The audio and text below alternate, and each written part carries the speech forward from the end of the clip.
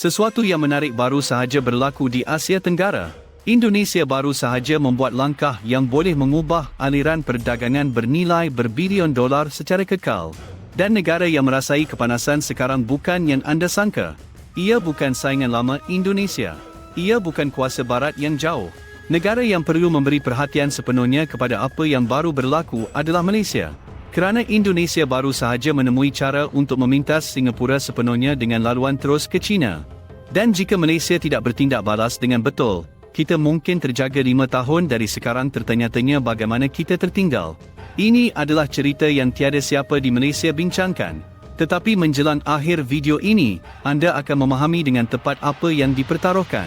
Sekarang jika anda sedang menonton ini, saya perlukan anda buat sesuatu untuk saya. Pasukan saya terus memberitahu saya bahawa rakyat Malaysia tidak kisah tentang geopolitik.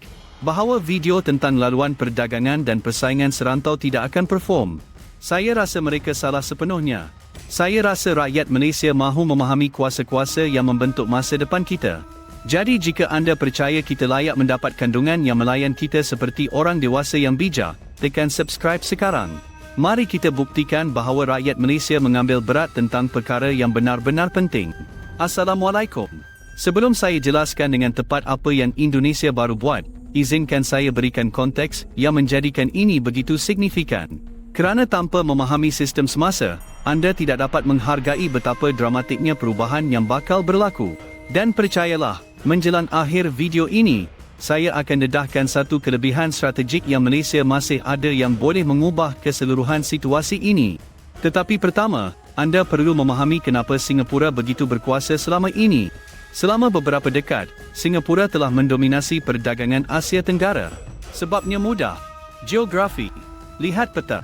Selat Melaka adalah salah satu laluan perkapalan yang paling sibuk di bumi.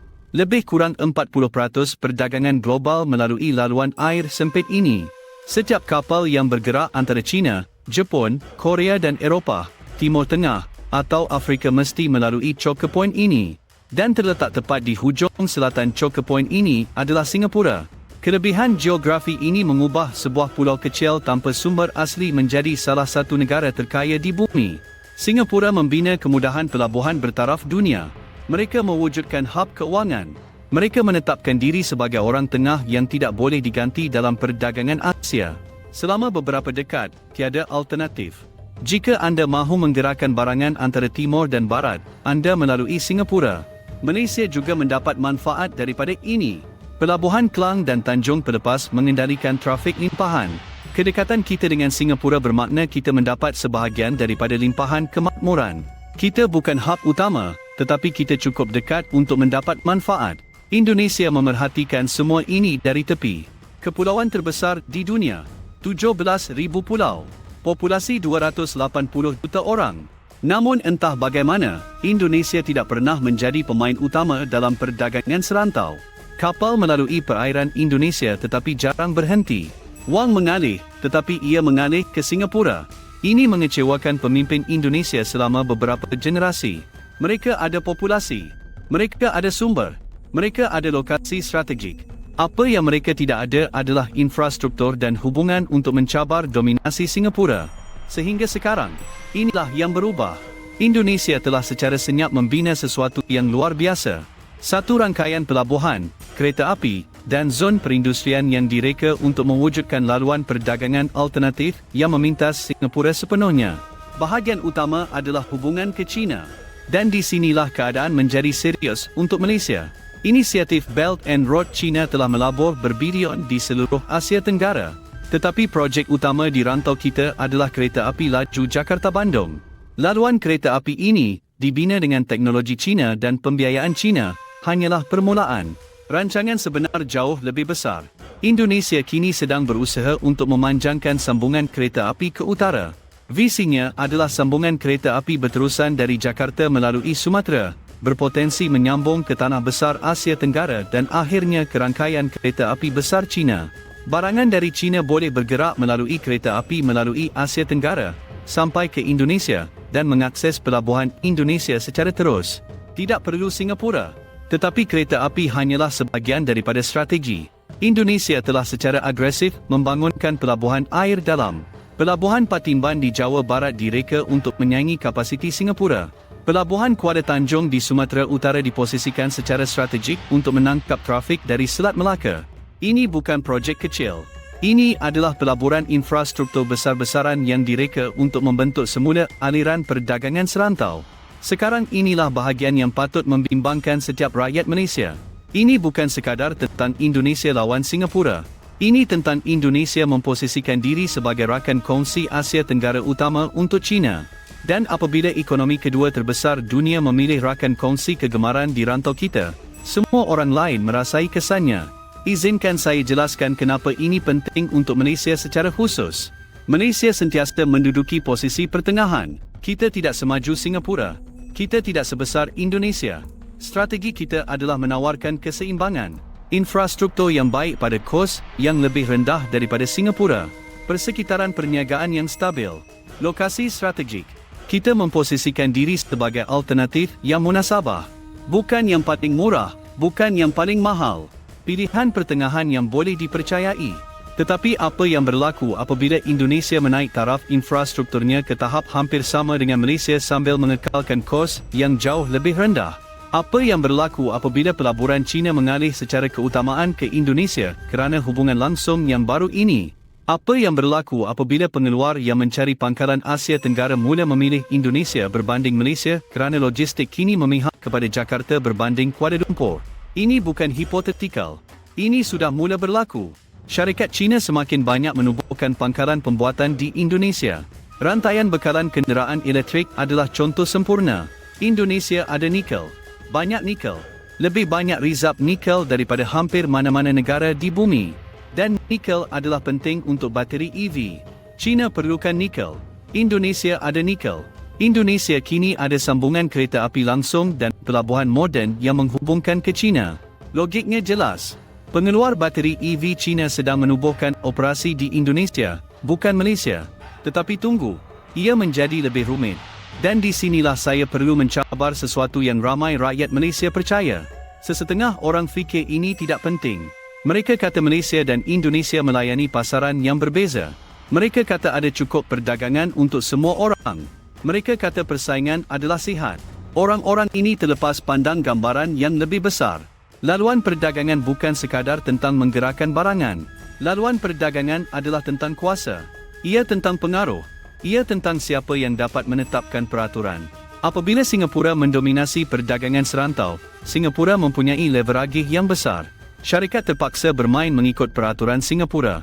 Peraturan Singapura penting. Mata wang Singapura penting. Hubungan Singapura penting.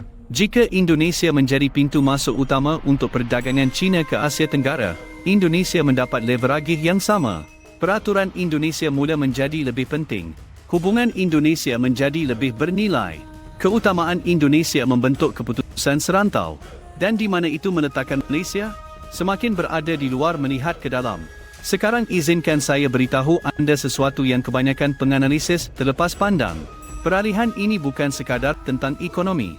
Ia tentang penjajaran strategik. China dan Indonesia telah memperdalam hubungan mereka dengan pantas. Perdagangan antara kedua-dua negara melebihi $140 bilion baru-baru ini. China adalah rakan dagang terbesar Indonesia. Pelaburan China di Indonesia semakin pesat. Kedua-dua negara sedang membina hubungan institusi yang melangkaui perdagangan mudah. Malaysia juga mempunyai hubungan yang kuat dengan China. Kita tidak dikecualikan. Tetapi ada perbezaan antara menjadi rakan kongsi dan menjadi rakan kongsi pilihan. Indonesia sedang memposisikan diri sebagai rakan kongsi pilihan. Pelaburan infrastruktur, penyelarasan dasar, projek strategik.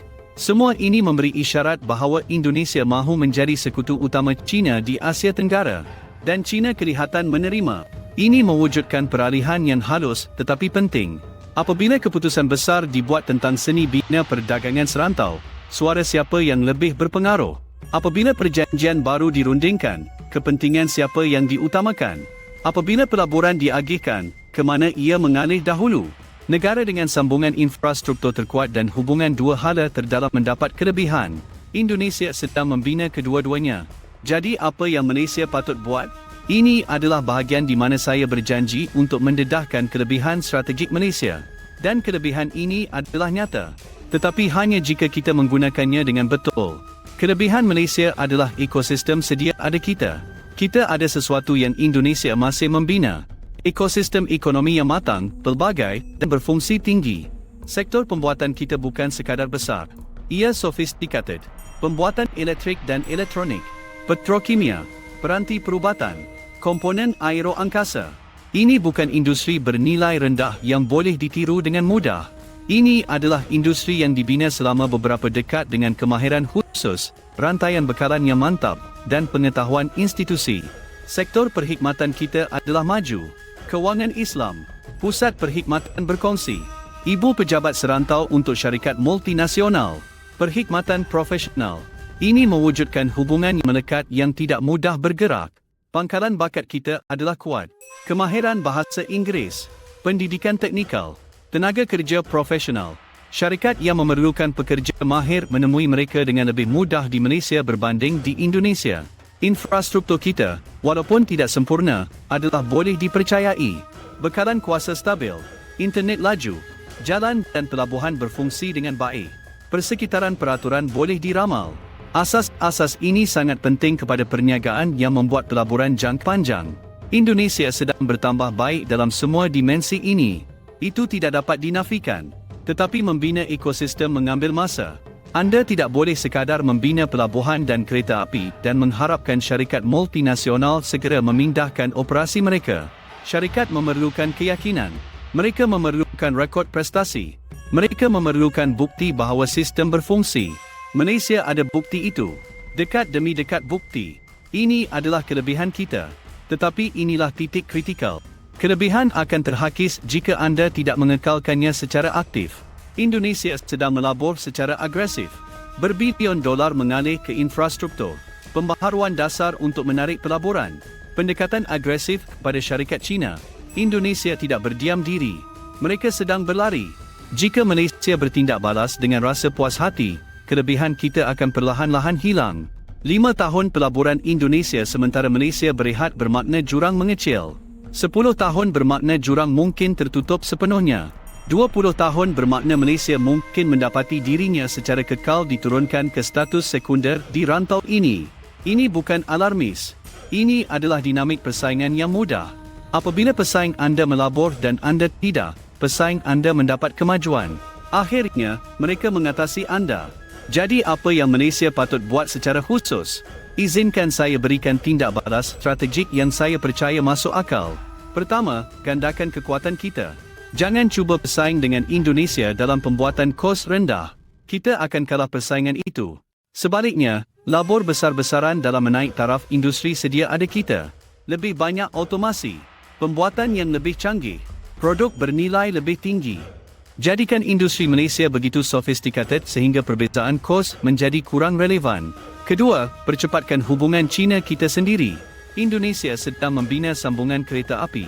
Malaysia ada East Coast Rail Link sedang dalam pembinaan. Projek ini perlu berjaya. Ia perlu disiapkan tepat pada masanya dan dalam bajet. Ia perlu menunjukkan bahawa Malaysia juga boleh menawarkan sambungan langsung ke rangkaian China. Kita tidak boleh menyerahkan tanah ini sepenuhnya kepada Indonesia. Ketiga, kukuhkan hubungan serantau kita. Indonesia memfokuskan banyak kepada China. Malaysia patut mempelbagaikan. Perdalam hubungan dengan Jepun, Korea, Kesatuan Eropah, Timur Tengah. Jadilah rakan kongsi pilihan untuk syarikat yang mahukan kehadiran Asia Tenggara tetapi lebih suka tidak menumpukan sepenuhnya di Indonesia. Kepelbagaian strategik mengurangkan kerentanan kita kepada mana-mana hubungan dua hala tunggal. Keempat, betulkan kelemahan domestik kita. Semua orang tahu apa ini. Ketidakcekapan birokrasi, rasuah, ketidakpadanan kemahiran dalam tenaga kerja kita, ketidakpastian dasar. Masalah-masalah ini boleh diselesaikan. Negara lain telah menyelesaikannya. Malaysia memerlukan kemahuan politik untuk menangani isu-isu ini dengan serius. Setiap tahun kita menangguhkan pembaharuan adalah setahun Indonesia gunakan untuk menutup jurang. Kelima, fikir secara serantau, bukan sekadar nasional. Malaysia patut memperjuangkan integrasi ASEAN. Semakin berhubung ASEAN, semakin sukar untuk mana-mana negara tunggal mendominasi. Tolak untuk projek infrastruktur serantau. Perjuangkan peraturan yang diselaraskan. Sokong inisiatif yang mengagihkan manfaat di seluruh rantau dan bukannya menumpukannya. Sekarang izinkan saya tutup gelong yang saya buka di awal. Apa yang sebenarnya dipertaruhkan di sini? Ini bukan tentang Malaysia lawan Indonesia. Kedua-dua negara kita adalah jiran. Rakyat kita berkongsi hubungan yang mendalam. Ekonomi kita saling berkaitan. Kejayaan Indonesia boleh memberi manfaat kepada Malaysia jika kita memposisikan diri dengan betul. Tetapi pemposisian penting. Jika Malaysia berjalan tidur melalui peralihan ini, kita akan mendapati diri kita dipinggirkan. Bukan kerana Indonesia mengharapkan keburukan kita, tetapi kerana kita gagal bersaing dengan berkesan. Tanggungjawab adalah milik kita. Indonesia pintas Singapura dengan laluan ke China. Tajuk berbunyi dramatik. Realitinya lebih bernuansa. Singapura tidak tamat. Malaysia tidak ditakdirkan untuk gagal. Masa depan tidak ditentukan terlebih dahulu. Tetapi masa depan memihak kepada negara yang mengenali peralihan awal dan bertindak balas secara strategik. Indonesia mengenali peralihan. Mereka bertindak balas. Sekarang persoalannya sama ada Malaysia akan melakukan perkara yang sama. 20 tahun dari sekarang, kita akan melihat kembali tempoh ini sebagai titik perubahan. Sama ada kita akan kata ini adalah waktu Malaysia melangkah ke hadapan dan mengamankan kedudukan kita dalam susunan serantau yang baru. Atau kita akan kata ini adalah waktu Malaysia teragak-agak dan kehilangan tanah yang tidak pernah kita pulihkan. Pilihan masih milik kita untuk dibuat, tetapi tempoh untuk membuatnya tidak tanpa had. Skim impak langkah Indonesia kepada Malaysia bukan satu pukulan dramatik tunggal, tetapi peralihan beransur-ansur dalam dinamik persaingan yang menuntut tindak balas strategik. Jika video ini membantu anda memahami sesuatu yang penting tentang masa depan Malaysia, tekan butang like itu. Tinggalkan komen memberitahu saya apa yang anda fikir Malaysia patut utamakan. Subscribe jika anda mahukan lebih banyak kandungan yang menganalisis kuasa sebenar yang membentuk rantau kita. Kongsikan ini dengan seseorang yang mengambil berat tentang ke mana Malaysia sedang menuju. Perbualan tentang masa depan strategik Malaysia perlu berlaku. Ia perlu berlaku sekarang. Dan ia perlu melibatkan rakyat Malaysia yang memahami apa yang dipertaruhkan. Anda kini memahami apa yang kebanyakan orang tidak tahu sedang berlaku. Gunakan pengetahuan itu.